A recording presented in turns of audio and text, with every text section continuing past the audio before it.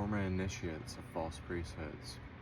We all have given our power to trees that did not bear fruit, impaled ourselves on trees, but also reverends who atoned for their sins and put themselves against a tree to wither and die. All of these known origins, the understanding of everything that is sacrificial, we have already done this and performed these acts. But once we get rid of these archetypal energies, that we have to succumb to depression, to thoughts of unworthiness, to thoughts of living within a realm because we are taken to the underworld and then raised to perdition as a prophecy. So that's the balancing of heaven and hell, or the balancing of the scales, the winding staircase, the pillars of ascension, and all symbolism within reality. So this shows us that we've all been indoctrinated and had our free will change. A lot of people say that there isn't free will, but it's the willingness to change. It's the willingness to adapt and to see that everything happens in threes. Everything happens within symbology. And once we see through that, then we're able to create our own modern mysticism, our brotherhood and sisterhoods, legions of angels. Every devil that you had in your life turns into an angel. So what's interesting about trees is that they give us a great symbology of who we are. So meaning that we're grounding, that we have oxygen, that you can take water from a tree to be like water, like Bruce Lee said. What's interesting about that is that some people can time travel and some people are not supposed to time travel. But everything in what you see as cinema, what you see as consciousness, is basically initiation, a ritual into initiation. But what we can do as consciousness is, if we can reverse this reflection, we have the projector screen of creation.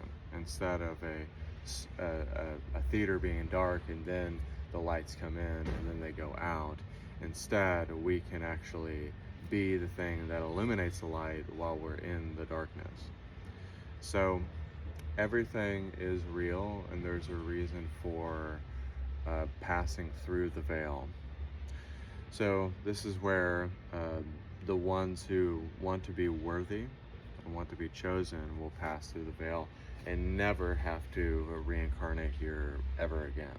So that's something that I want to teach people how to do, and channel from the open windows of heaven and having the doors of heaven laid at your feet.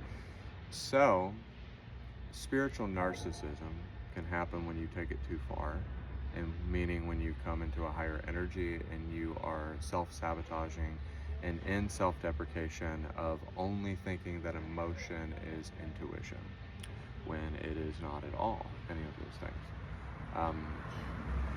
And what's funny to me is that most people will do this unbeknownst to themselves. They'll cast spells without even knowing it. They will literally place a counter intention over their life, and then they won't see the signs that are being shown to them. So if you want to play with magic, you got to know what you're going for. So, Katy Perry. What's interesting enough is once you see it, you cannot go back. Once you can't unsee it, you can't unsee it.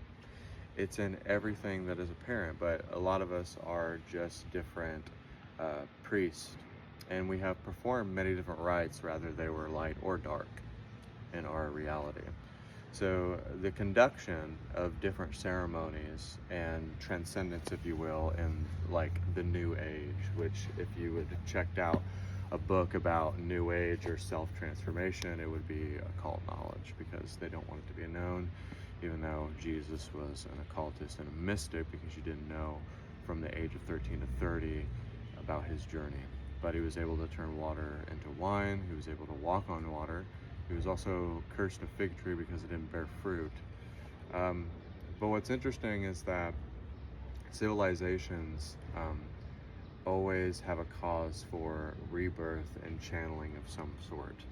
So a divine channel channels his existence, rather it knows it or not.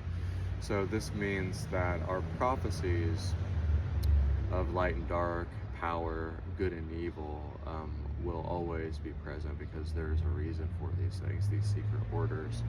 And what's interesting enough is that people in the 1600s were builders, the philosophers, free thinkers. They were called free thinkers.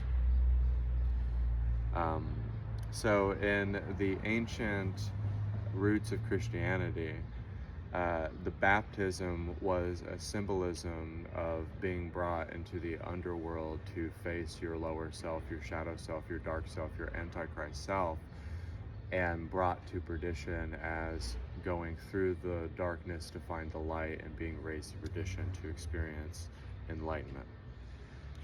A lot of people will hear this video and think that I'm just saying a bunch of stuff when I'm really not.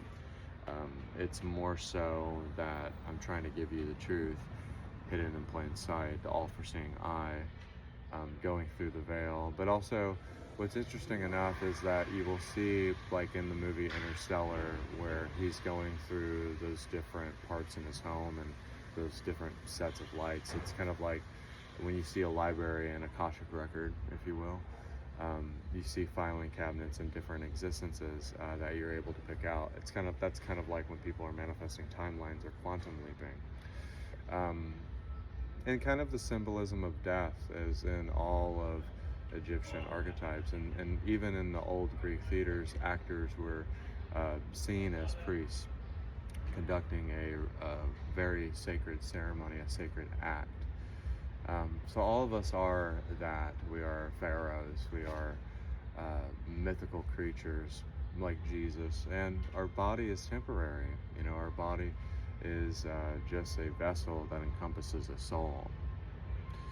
And a lot of people don't understand that your soul and spirit are two separate things.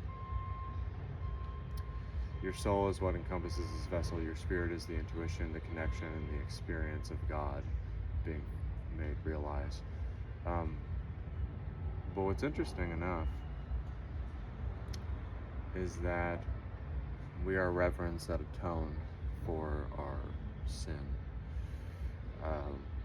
Because I don't really believe in sin, and I believe that everybody can have absolution and forgiveness, depending on what they have done, because there's some acts of defilement that can be a little bit like a no. But what's interesting is that once you see it, you can't unsee it. Once you see everything, how life actually is, you'll never go back.